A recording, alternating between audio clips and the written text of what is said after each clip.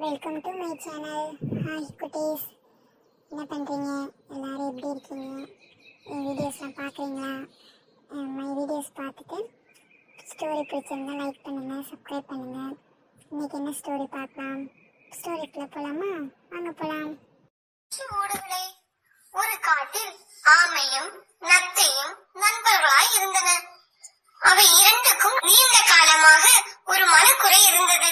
தங்களால் வேகமாக நடக்கவோ தாவி குதித்து ஓடவோ முடியவில்லை என்ற மனக்குறைதான் அது. ஒரு நாள் அவை இரண்டும் நடந்து சென்று கொண்டிருந்த போது ஒரு அழகிய வெள்ளை நிற முயல் தாவி குதித்து ஓடி வருவதை கண்டன. முயலே நில் என்றது ஆமை. முயல் நின்றது. நீ எப்படி இவ்வளவு வேகமாய் தாவி குதித்து ஓடுகிறாய் என்று கேட்டது நத்தை. இது என்ன கேள்வி? உங்களுக்கு இருப்பது போல் என் முதுகில் கனமான ஓடு இல்லை, அந்த சுமை இல்லாததால் வேகமாக ஓடுகிறேன் என்று சொல்லிவிட்டு முயல் அந்த இரண்டையும் இளக்காரமாக பார்த்தது. ஓஹோ, எங்களின் வேக குறைவுக்கு எங்கள் ஓடுகள் தான் காரணமா? ஆமாம், நீங்கள் உங்கள் ஓடுகளை கழித்து போட்டுவிட்டால் என்னை போல் வேகமாக ஓடலாம். வேகமாக ஓடுவதில் ஓர் அலாதியான சுகம் இருக்கிறது தெரியுமா? அனுபவித்து பாருங்கள் என்றது முயல். ஆமைக்கும் நத்தைக்கும் அந்த இடத்திலேயே தங்கள் முதுகு ஓடுகளை களைச்சி போட்டு விட வேண்டும் என்று ஆவல் பிறந்தது.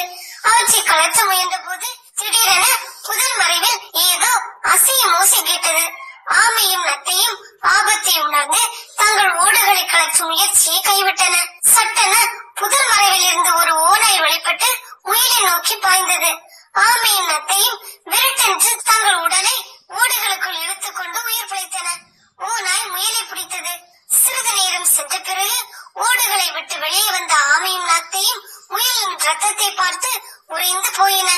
தாங்கள் வேகமாய் ஓடுவதை விட உயிர் பிழைத்து வாழ்வதே முக்கியமானது என்பதை உணர்ந்தன.